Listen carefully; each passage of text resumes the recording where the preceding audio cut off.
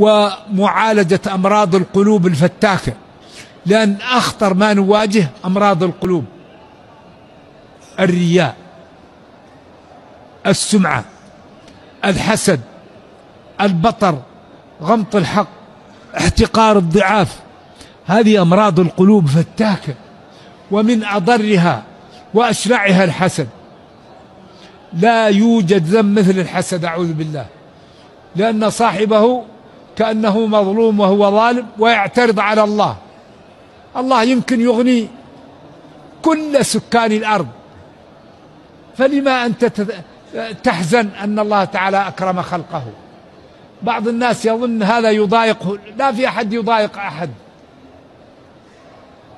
كل واحد يغنيها الله، ولا في واحد يأخذ رزق الإنسان ولا ما عنده ولا وظيفته ولا جاهه. فأنت إذا حسدت أخاك تعترض على الله، وهذا ذنب عظيم وذميم. وفيه وأول من فعل ذلك إبليس، وهو الذي قاس القياس الفاسد. رؤية الفضل على الغير هذه مشكلة. الله يقول: فلا تزكوا، هو أعلم بمن اتقى. الإنسان بدايته ما لا ونهايته ما لا، وهو بين ذلك ما لا يحمل، فبأي شيء تتكبر؟